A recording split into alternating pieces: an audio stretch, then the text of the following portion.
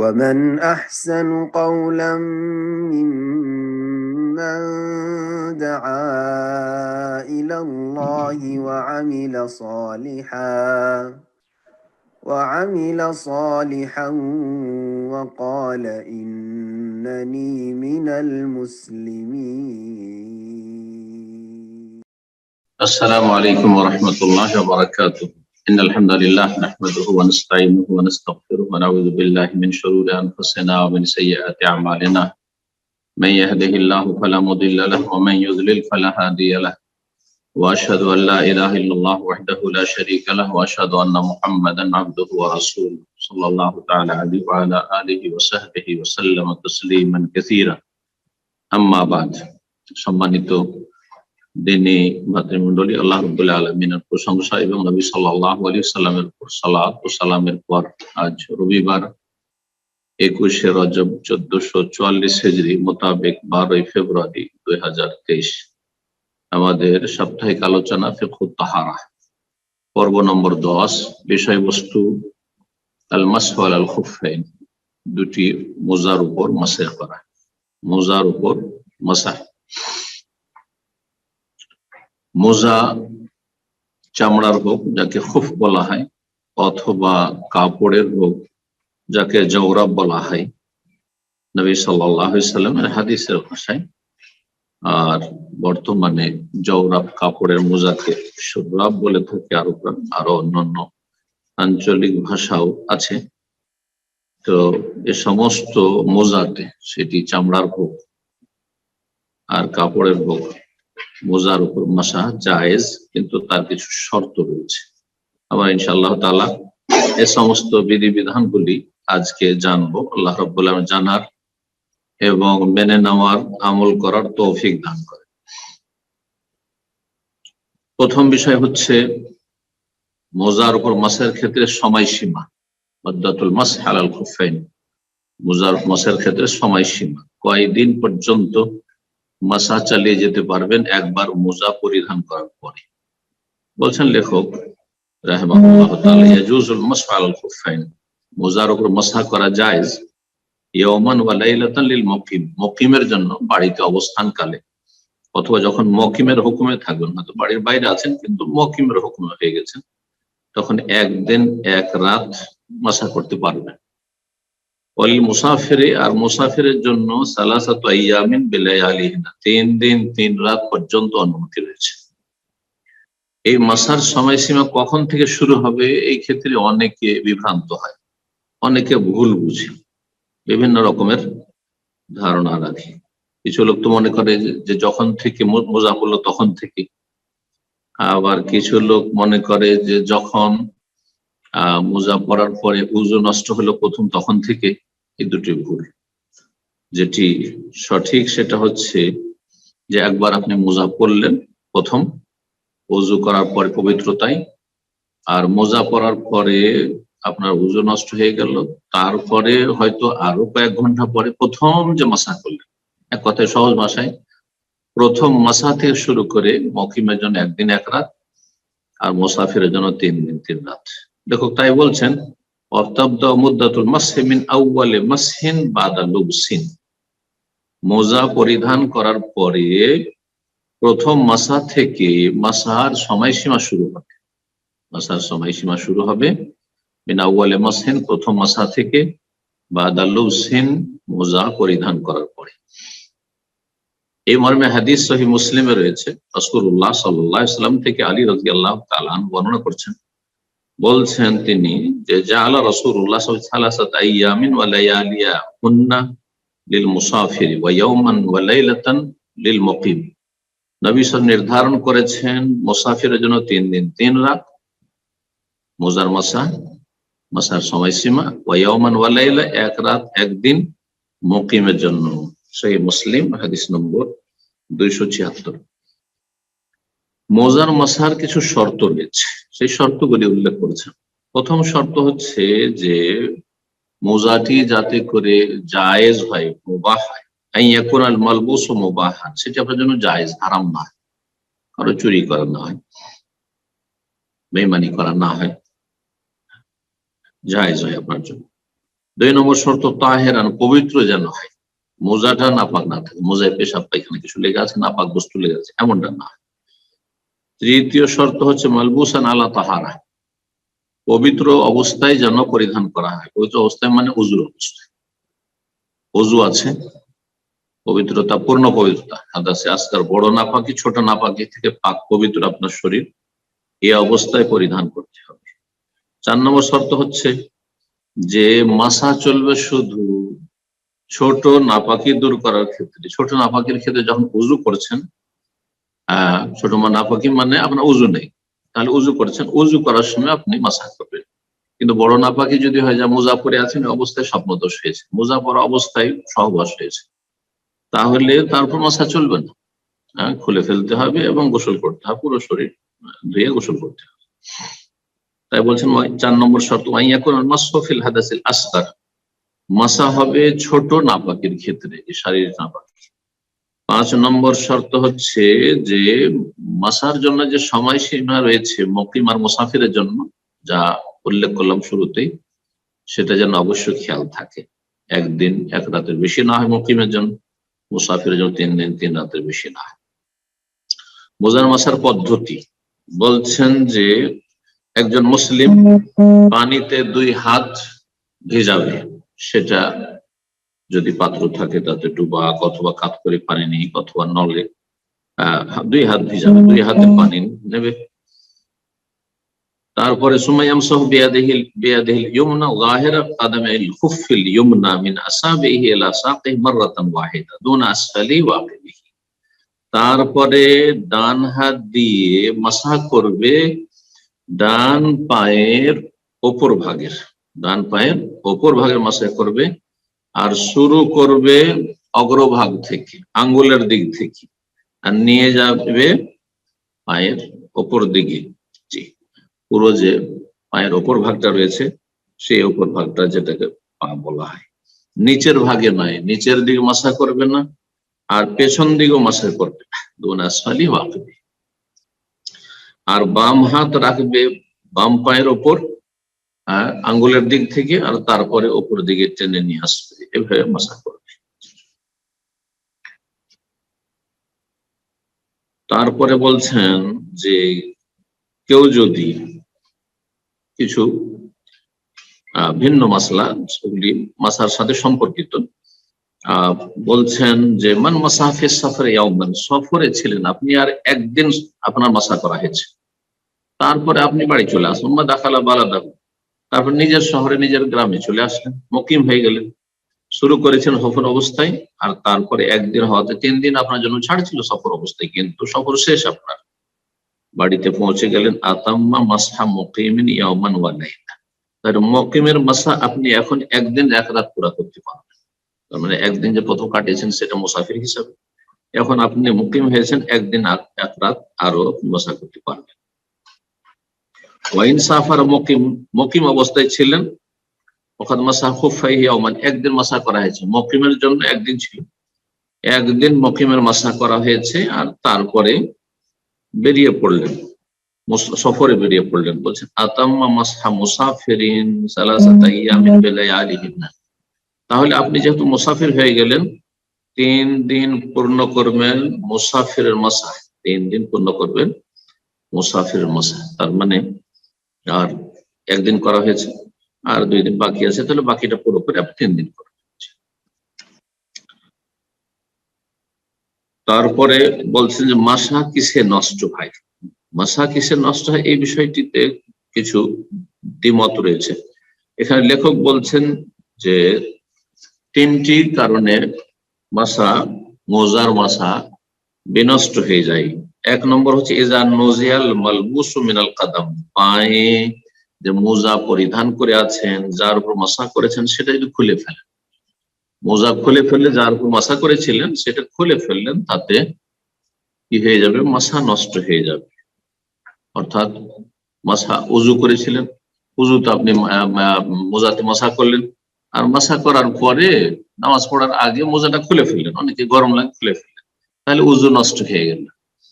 এটি হচ্ছে অধিকাংশ আইম্মা কেরামদের মত, কিন্তু এর পেছনে কোনো দলিল নেই, শুধু যুক্তি রয়েছে যে যেহেতু যেটার উপরে মাসা করলেন সেটা খুলে ফেললেন, সেই জন্য নষ্ট হয়ে যাবে। যখন দলিল নেই, এই জন্য মুহাক্কিকিন, গবেষক, উলামায়ে কেরাম, তাদের অন্যতম ইমাম শাইখুল ইসলাম ইবনে তাইমিয়া রাহিমাহুল্লাহ তিনি বলছেন, এবং সৌদি আরবের অধিকাংশ উলামায়ে কেরাম বলছেন যে মৌজা যদি খুলেও ফেলে মাসা করার পরে, তাতে ওযু নষ্ট হবে না বা এই মাসা নষ্ট হবে না। জি, এটি হচ্ছে সঠিক ইনশাআল্লাহ। 2 নম্বর মাসা বাতিলকারী হচ্ছে ইজা লাজিমাহু গোসলুন, যদি গোসল ফরজ হয়ে যায়। মোজা পরেছিলেন, একদিন এক রাত হয়নি, হয়েছে কয়েক ঘন্টা হয়েছে মোজা পরা, সময় বাকি আছে, অথবা সফরে আছে 3 দিন 3 রাত পরা হয়নি, কিন্তু আপনার গোসল ফরজ হয়ে গেছে, সে স্বপ্ন দোষক অথবা স্বপ্ন, তাহলে আপনার মোজার মাসা নষ্ট। 3 নম্বর হচ্ছে এজা তাম্মাত মুদ্দাতুল মাসহ, মাসার যে সময়সীমা রয়েছে সেটা যদি পূর্ণ হয়ে যায়, একদিন এক রাত পূর্ণ হয়ে গেছে, আর চলবে না মুকিম অবস্থা, 3 দিন 3 রাত হয়ে গেছে, তাহলে আর মাসা করা চলবে না, তাহলে খুলে ফেলতে হবে, নতুন করে আবার উজু করতে হবে, পা ধুতে করতে হবে, পা ধুয়ে উজু করতে হবে, তারপরে মোজা পরে তখন আবার মাসা শুরু করে কন্টিনিউ করেন, সমস্যা নেই বলে। জি, আম্মা তাহারা ফালা তানতাকিজু বাদা ইনতিহাইল মুদ্দা ইল্লা বিআহদি নাওয়াকিজুল উযু। 3 দিন হয়ে গেছে আর অতিরিক্ত মাসা করতে পারবেন না, কিন্তু যে পবিত্রতা আছে সে পবিত্রতা যদি 3 দিনের পরে ধরে রাখতে পারেন, তাহলে অতক্ষণ পর্যন্ত সেটা নষ্ট হবে না আপনার পবিত্রতা, যতক্ষণ কোন ওযু ভঙ্গকারী কারণ না পড়ে, গভীর নিদ্রা অথবা আপনার বায়ু নির্গত হয়, যেসব ওযু ভঙ্গের কারণ রয়েছে। তারপরে লেখক বলছেন মোজার মাসের কথা হলো, মোজার মাসার পরে এখন পাগড়ির মাসের কথা বলছেন, আর ওড়নার উপর মাসা করা। জি, ওড়না বলতে খোলা ওড়না নয়, আজকাল তো ওড়না মানে আমাদের ভাষায় বলা হচ্ছে এগুলোকে, এই যে খোলা আছে এটা মহিলারা পরে, এটার নাম ওড়না। হ্যাঁ, অনেকে তো বুকের উপরে দিয়ে রাখছে, ঝুলিয়ে রাখছে, সেটার নাম ওড়না। ওড়না মানে হচ্ছে সেই খেমার যেটা আপনার মজবুত করে বাঁধা আছে, শক্ত করে বাঁধা আছে, যেটা মাথা থেকে খোলা ওই রকমই কষ্টকর, জটিল খোলা আবার বাঁধা, যেমন পাগড়ি পরে নেওয়ার পরে খোলা আবার বাঁধা বড় মুশকিল, কষ্টের কারণ। তো যেখানে মুশকিল রয়েছে বা কষ্ট রয়েছে সেখানে শরীয়তে সহজ করা হয়েছে। এই জন্য পাগড়ির মতো যদি পাগড়ির সাথে সদৃশ্যতা থাকে, মাথার উপর স্কার্ফের যে শক্ত করে বাঁধা আছে একবার পেঁচিয়ে, যেটা খুললে আবার বাঁধা, অনেকে নিজে বাঁধতে পারবে না, হয়তো তাকে কেউ বেঁধে দিয়েছে পাগড়ি, যারা পাগড়ি পরে অনেকে নিজে বাঁধতে পারে না, তাকে বেঁধে দেওয়া হয়, অভ্যাস নেই, আর বাঁধতে পারলেও কষ্টের কারণ। তো পাগড়ি এবং ওড়নার মাসা সম্পর্কে আলোচনা করেছেন। বলছে ইয়াজুজুল মাসহু আলা ইমামাতির রাজুল, মাসা করা জায়েজ পুরুষদের পাগড়ির উপর, ওয়া আলা খিমারিল মারআ, আর মহিলাদের ওড়না বা স্কার্ফের উপর, ইনদাল হাজাতে প্রয়োজন হলে, বেলা তাওকিতিন, এর জন্য কোনো সময়সীমা নেই, এর জন্য সময়সীমার যেহেতু দলিল নেই, মোজার মাসের মতো একদিন এক রাত বা 3 দিন 3 রাত প্রয়োজন হলে মাসা করতে পারে। এখন মাসওয়াল আকসারিল আমামা, পাগড়ির ক্ষেত্রে আর ওড়নার ক্ষেত্রে পাগড়ির অধিকাংশটার উপর মাসা হইতে হবে, এইরকমই ওড়না মাথার স্কার্ফের অধিকাংশটার উপর মাসা হইতে হবে। ওয়াল আউলা লুবসুহুম আলা তাহারা, আর উত্তম হচ্ছে যখন আপনি পাগড়িতে মাসা করতে চাইছেন পাগড়ির উপর অথবা ওড়নার উপর, তাহলে আপনি পবিত্র অবস্থায় সে দুটো পরিধান করবেন। এই মর্মে দলিল সহিহ বুখারীতে রয়েছে, পাগড়ির মাসার ক্ষেত্রে দলিল সহিহ বুখারীতে রয়েছে। আমর ইবনে উমাইয়া রাদিয়াল্লাহু তাআলা আনহু বর্ণনা করছেন, তিনি বলছেন রাআইতুন নবী সাল্লাল্লাহু আলাইহি ওয়াসাল্লাম, নবী সাল্লাল্লাহু আলাইহি ওয়াসাল্লামকে দেখেছি, ইয়ামসাহু আলা ইমামাতিহি, তিনি তার পাগড়ির উপর মাসা করতেন, ওয়া খুফাইহি, এবং দুই মোজার উপর মাসা করেছেন, পাগড়ির উপর মাসা করেছেন আর 2 মোজার উপর মাসা করেছেন বা করতেন, আমি দেখেছি। আখরাজাল বুখারী, সহিহ বুখারীতে রয়েছে 205 নম্বর হাদিস। পাগড়ির মাসার ক্ষেত্রে ফুকাহাদের ইখতিলাফ রয়েছে, হানাফি মাযহাবে সেটি স্বীকৃত নয়, কিন্তু হাদিস স্পষ্ট হতে পারে হানাফি মাযহাবের ইমামের কাছে সেই সময় হাদিস পৌঁছেনি বা সহিহ সূত্রে পৌঁছেনি, কিন্তু সহিহ বুখারীর হাদিস পরে যখন সহিহ বুখারী সংকলন হয়েছে, সনদ সহিহ এবং সবচেয়ে সহিহ কিতাব কোরআন কারীমের সহিহ বুখারী, সুতরাং ইযা সাহহাল হাদিস ফাহুয়া মাযহাবি, সহিহ হাদিস হচ্ছে সমস্ত আইম্মা কেরামদের মাযহাব। আল্লাহ বুঝার তৌফিক দান করুন এবং মযহাবী গোঁড়ামি থেকে মুক্তি লাভের তৌফিক দান করুন। যারা মযহাবের অন্ধ মুকাল্লিদ বা মযহাবী গোঁড়ামিতে আক্রান্ত, আল্লাহ তাদের হেদায়েত দান করুন। ইয়াজুজুল মাসহু আলাল খুফাইন, তারপরে লেখক বলছেন যে চামড়ার মোজার মাসা জায়েজ, ওয়াল জাওরাবাইন, কাপড়ের মোজার মাসা জায়েজ, ওয়ান নালাইন, আর যদি জুতা হয় আর যাতে টাকনা ঢাকা রয়েছে উপর পর্যন্ত, বুটগুলো যেগুলো আর্মিদের থাকে, পুলিশদের থাকে, আর সেটা খোলা খুব মুশকিল, জটিলতা। ওয়াল ইমামা, আর পাগড়ির উপর মাসা করা যায়, বা খিমারুল মারআ, আর নারীদের স্কার্ফের উপর মাসা করা যায়, ফিল হাদাসিল আসগার, ছোট নাপাকির ক্ষেত্রে, অর্থাৎ উযু নেই সেই ক্ষেত্রে। কাল যেমন উযু ছিল তারপরে পেশাব করেছে, এখন উযু করতে, ওয়াল গায়েত, পায়খানা গিয়েছিল, অন্যম অথবা ঘুম চলে এসেছিল, মানে ইত্যাদি ইত্যাদি। ফাইন আসাবাতু জানাবাতু ফি মুদ্দাতিল মাস, মাসের সময়ে যদি বড় নাপাকি চলে আসে, গোসল ফরজ হয়ে গেছে, ফালা ইয়ুমসাহু বা ফালা ইয়ামসাহ, তাহলে মাসা করবে না। ওয়ায়ালজামুল গুসলু লিকামিল বাদানি, তখন গোটা শরীর ধৌত করে গোসল করতে হবে। তারপর লেখক বলছেন সিফাতুল মাসহি আলাল জাবিরা, কিন্তু তার আগে একটি বিষয় বলে নি, যেহেতু আলোচনা শেষ হয়ে যাচ্ছে। এখানে আলোচনা আসলে চামড়ার মোজার মাসা জায়েজ, এই ক্ষেত্রে আহলে সুন্নাত ওয়াল জামাতের কোনো দ্বিমত নেই যে চামড়ার মোজার মাসা জায়েজ। হানাফি, শাফিঈ, মালিকি, হাম্বলি আহলে সুন্নাতের পরিচয় হচ্ছে যে চামড়ার মোজার মাসা জায়েজ। আর সালাফদের জামানায় কেউ যদি মোজার মাসাকে জায়েজ না মনে করতো, তাহলে তাকে আহলে বিদআত, গুমরাহ, পথভ্রষ্ট শিয়া মনে করা হতো, রাফিজি। কাপড়ের মোজা, হ্যাঁ, কাপড়ের মোজার ক্ষেত্রে হাদিস সহিহ বুখারীতে নেই, সহিহ মুসলিমে নেই, কিন্তু সুনানের কিতাবাদিতে রয়েছে, আবু দাউদ, নাসাঈ, তিরমিজি, এইসব হাদিসের কিতাবগুলিতে রয়েছে। নবী সাল্লাল্লাহু আলাইহি ওয়াসাল্লাম জাওরাবের উপর মাসা করেছেন, আর হাদিস হচ্ছে সহিহ আমলযোগ্য, সুতরাং এর উপর আমল করেছেন অনেক আইম্মা কেরামগণ। কিন্তু হানাফি মাযহাবের মুকাল্লিদরা তারা কাপড়ের মোজার মাসাকে স্বীকৃতি দেয় না। হতে পারে এই হাদিসগুলি তাদের ইমাম সাহেবকে পৌঁছেনি, বা তাদের মাযহাবে সেই হাদিসগুলির উপর আমল করেনি। কিন্তু হাদিস যখন আমাদের সামনে চলে আসছে, তখন আমাদের কাছে দলিল রয়েছে, আর প্রত্যেককে দলিলের অনুসরণ করতে হবে। আমাদের কাছে আইম্মা কেরামগণ তাদেরকে ভালোবাসি এবং তারা আমাদের শ্রদ্ধার পাত্র, কিন্তু তার চাইতে বেশি ভালোবাসি আমরা দলিলকে, আল্লাহ এবং তার রাসূল সাল্লাল্লাহু আলাইহি সাল্লামের আদর্শকে। আল্লাহ বুঝার তৌফিক দান করুন। প্রত্যেক মুসলিমের এই আদর্শ হইতে হবে। আবু হানিফা, শাফি, মালিক, আহমদ সবাইকে আমরা ভালোবাসি, কিন্তু তার চাইতে বেশি ভালোবাসি আল্লাহ এবং তার রাসূল সাল্লাল্লাহু আলাইহি সাল্লাম, তার চাইতে বেশি ভালোবাসি দলিলকে। তারপরে বলছেন যে পটির উপর মাসা করা, ব্যান্ডেজ, যে প্লাস্টার, ব্যান্ডেজ যে করা হয় হয়তো কোথাও ব্যথার কারণে, ভেঙে যাওয়ার কারণে, বিভিন্ন কারণে যে ব্যান্ডেজ গুলি বা পটি গুলি দেওয়া হয়, সিফাতুল মাসহি আলাল জাবিরা, কোন পটির উপর মাসা করা, বলছেন যে জায়েজ ইয়াজিবুল মাসহু আলাল জাবিরাতে। আর সেখানে পানি যেহেতু পৌঁছাতে পারছেন না, তখন শুধু জায়েজ বলবো না, আপনি উঠিয়ে ফেলতে পারলে তো ধুইতে পারেন, আপনি যদি ক্ষতি না হয়, কিন্তু উঠিয়ে যেতে ফেলতে পারছেন না, খুলতে পারছেন না, তাহলে তার উপর মাসহি করা ফরজ। তাই বলছেন ইয়াজিবুল মাসহু আলাল জাবিরা, পট্টির উপর মাসা করা ওয়াজিব, না হলে আপনি মাসাও করলেন না আর ধুলেন না আর ধোয়ার আপনার বিকল্প হচ্ছে মাসা করা, তাও করলেন না। ওয়াল্লাফাইফ ইলা হাল্লিহা, আর যেসব আপনার যে ব্যান্ডেজ গুলো, লাফাইফ ব্যান্ডেজ গুলো যে বাঁধা আছে, সেটা মোড়ানো আছে যে কোনো জায়গায় শরীরে, যে উজুর অঙ্গে, যতক্ষণ পর্যন্ত না খোলা হবে ততক্ষণ পর্যন্ত তার উপর মাসা করতেই হবে।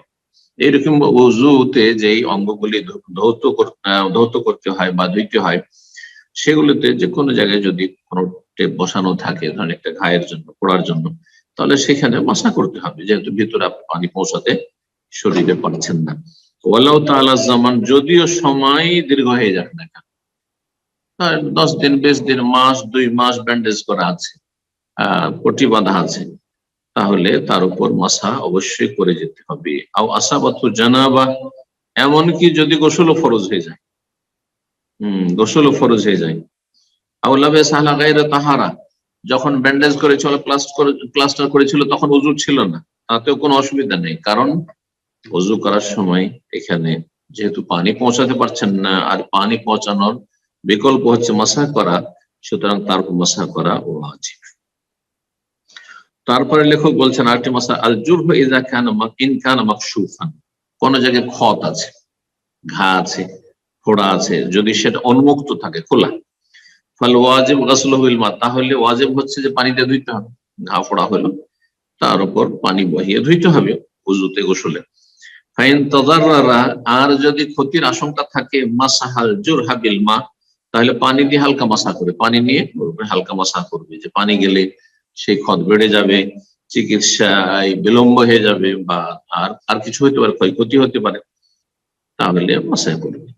ফাইন তাযারাল মাসহু বিল মা, পানি দিয়ে মাসা করা যদি মুশকিল হয়, পানি দিয়ে মাসাও করতে পারছেন না ঘায়ের ওপর, আর ধুইতেও পারছেন না, তাহলে আদালা ইলা তায়াম্মুম, তাহলে তখন তায়াম্মুম করবে।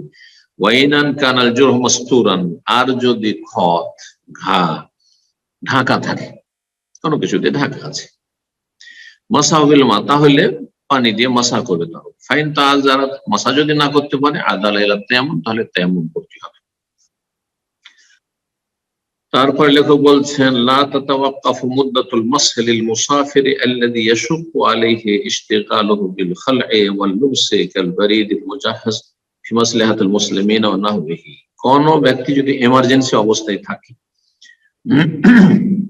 জনগণের সেবায় নিযুক্ত রয়েছে, এমার্জেন্সি অবস্থায় রয়েছে, সে মোজা খুলতে পারছে না, হয়তো মুসাফির 3 দিন 3 রাত হয়ে যাচ্ছে, মোজা খুলতে পারছে না, তাহলে সেই ক্ষেত্রে বলছেন যে মাসার সময়সীমা তার জন্য তখন আর নির্ধারণ বলা যাবে না, কারণ তার জন্য খোলাটা কঠিন হয়েছে। কিন্তু সাধারণত এমনটা হয় না, হয়তো অবশ্যই বিরতি পাবে, খাওয়া দাওয়ার জন্য বিরতি পাচ্ছে, তখন অবশ্যই উজু করার জন্য বা গোসল করার জন্য, অথবা মোজার মাসা করার জন্য অবশ্যই বিরতি পাবে, বা মোজা খোলার জন্য মোজা খুলে আবার উজু করে নেওয়ার জন্য।